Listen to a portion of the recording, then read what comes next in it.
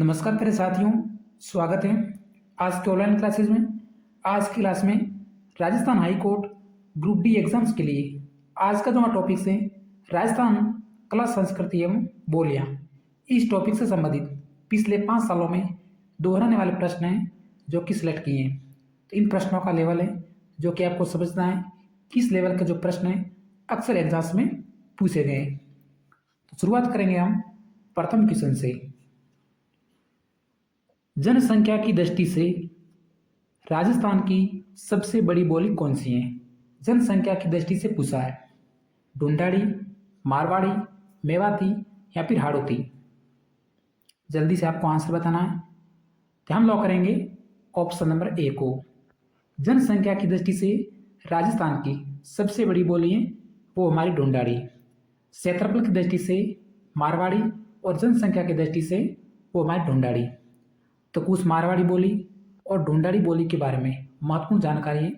तो मारवाड़ी बोली जिसका प्राचीन नाम मरु भाषा और राजस्थान की मानक बोली, उसके बाद है ढूंढाड़ी।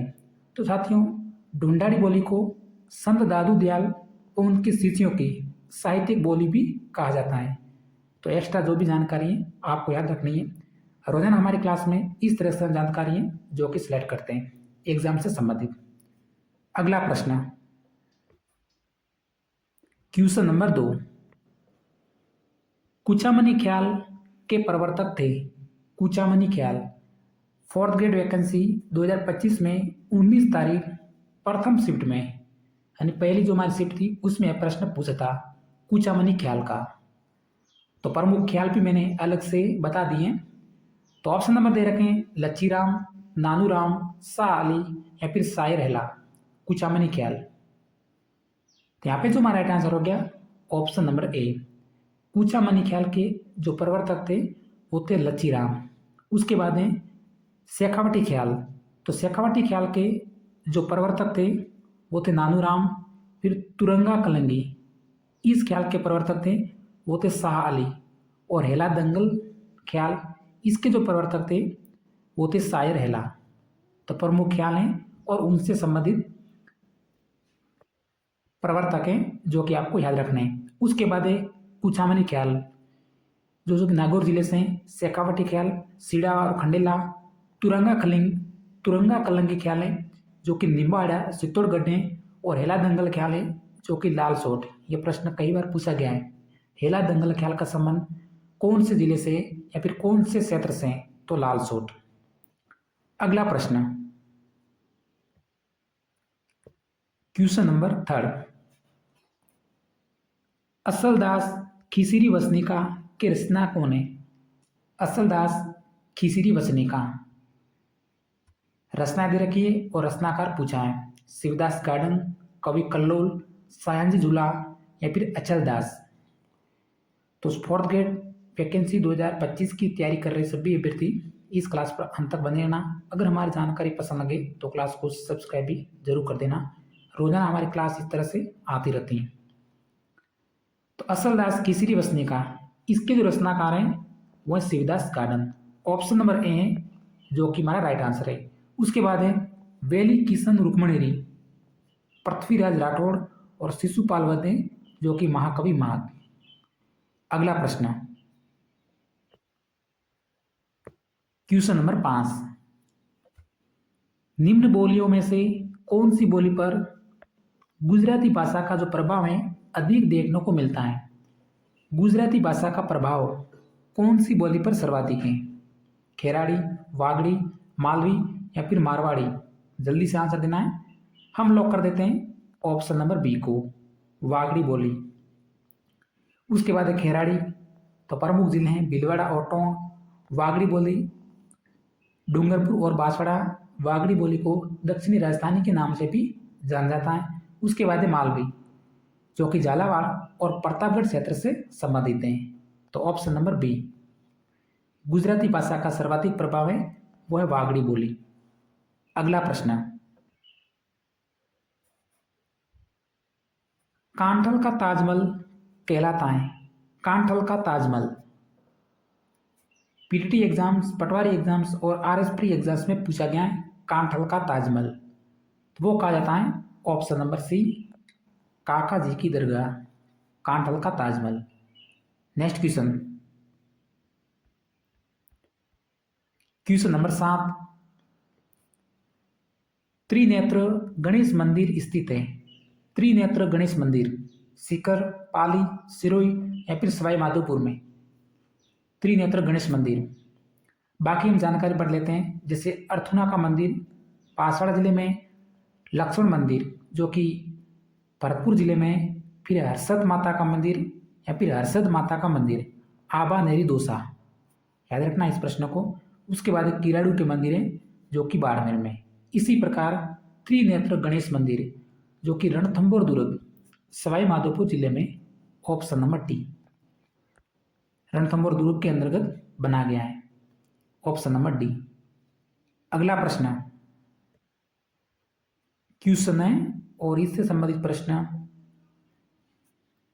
महिलाओं में चूंप और रखन आभूषण पहने जाते हैं। महिलाओं में आभूषण जो कि ऑप्शन दे रखे हैं सभी, नाक, कान, दांत और पैर की अंगुली। तो चूंप और रखन ये दो मुख्य आभूषण हैं, चूंप और रखन। तो जो महिलाओं में कहाँ पे पहने जाते हैं, तो जल्दी से मैं लॉक करना है ऑप्शन नंबर सी को, दांतों में पहने जाने वाले आभूषण है। उसके बाद है रखड़ी और बोर।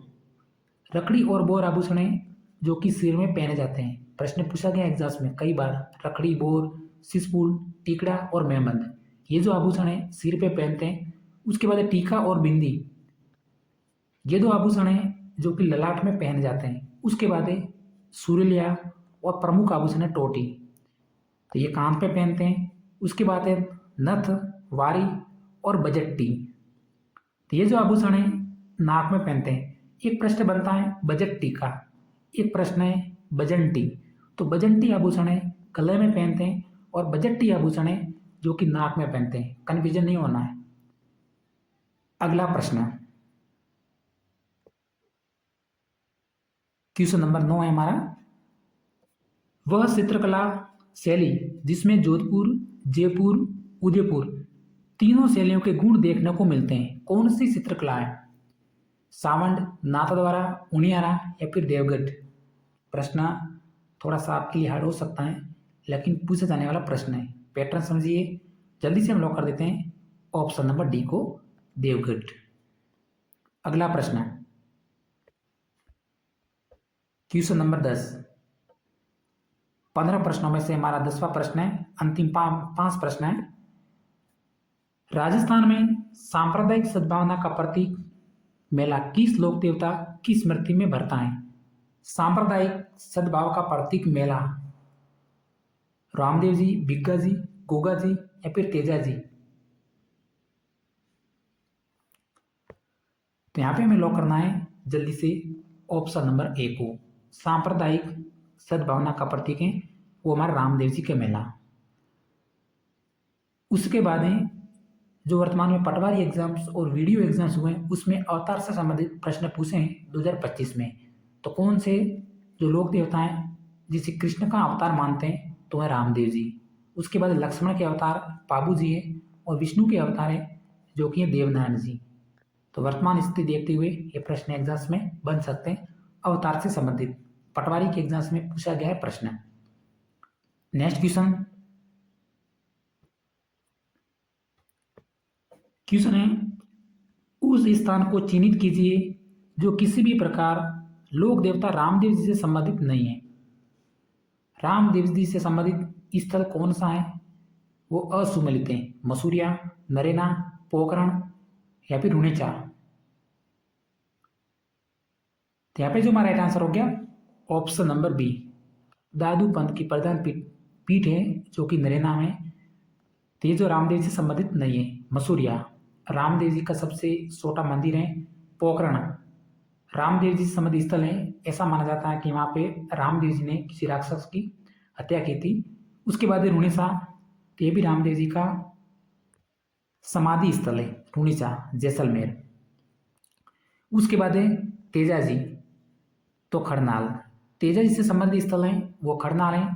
उसके बाद गोगा जी, ददरेवा शुरू, क्योंकि ददरासुर में गोगा जी का जन्म हुआ था। उसके बाद है पाबू जी, तो कोलूमंड जोधपुर, ये लोक देवता हैं और उसके जन्म स्थली हैं। याद रखनी है आपको, तेजा जी खरनार नागौर, गोगा जी ददरेवा सुरू और पाबू जी हैं जो कि कोलूमंड जोधपुर, और रामदेव जी हैं जो कि उड़ू काश्मीर बाड़मेर, और समाधि हैं जैसलमेर रूनीचा। अगला प्रश्न,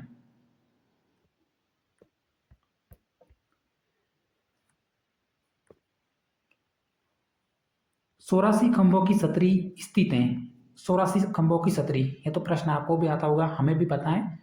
तो चौरासी खंभों की छतरी है वो है बूंदी जिले में। इसके निर्माणकर्ता का आपको याद रखना है। चौरासी खंभों की छतरी का निर्माण 1883 ईस्वी में तत्कालीन शासक राजा अनिरुद्दीन नामक नाम है जो कि आपको याद रखना है। नेक्स्ट क्वेश्चन, प्रश्न है निम्बार्क संप्रदाय की प्रधान पीठ। वल्लभ संप्रदाय की बात करें तो नाथद्वारा राजसमंद है। रामानंदी संप्रदाय करता जयपुर। उसी प्रकार निम्बार्क संप्रदाय की प्रधान पीठ कहाँ पे स्थित है? तो वो है option number A, Salemabad Ajmer. अगला प्रश्न, क्वेश्चन नंबर 14, सुशिर वाद्य यंत्रों में सर्वश्रेष्ठ एवं मांगलिक वाद्य यंत्र कौन सा है? सुशिर वाद्य यंत्रों में सहनाई, पुंगी, अलगोजा या फिर मोरसंग। तो जो हमारा सर्वश्रेष्ठ वाद्य यंत्र है वो है option number A, shehnai. Next question, question number, Rajasthani भाषा की दो प्रमुख साहित्यिक शैलियां हैं।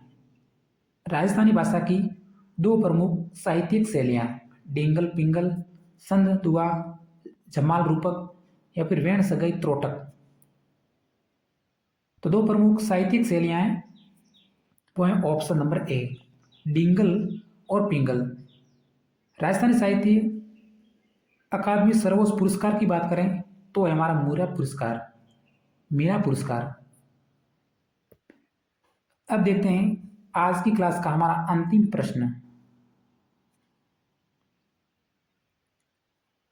अंतिम प्रश्न है, त्योहार दे रखें और संबंधित तिथियां। रक्षाबंधन का त्यौहार, अक्षय तृतीया, कृष्ण जन्माष्टमी, श्रावणी तीज या फिर चोटी तीज।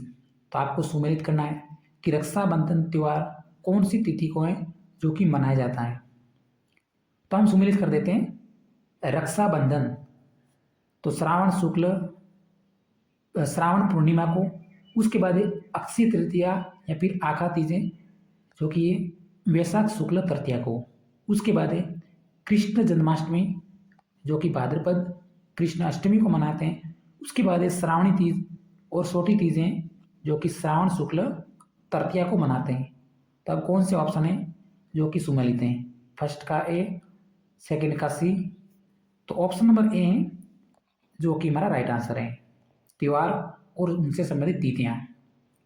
तो प्यारे साथियों, आज की क्लास में हमने कुल 15 प्रश्न हैं जो कि पिछले सालों में हर एग्जाम्स में रिपीट होने वाले थे, वही प्रश्न देखें। अगर हमारी जानकारी आपको पसंद लगी हो तो क्लास को सब्सक्राइब करके जरूर जाना। इसी तरह हमारी जो रोजाना क्लास हैं जो कि आती रहेगी। धन्यवाद।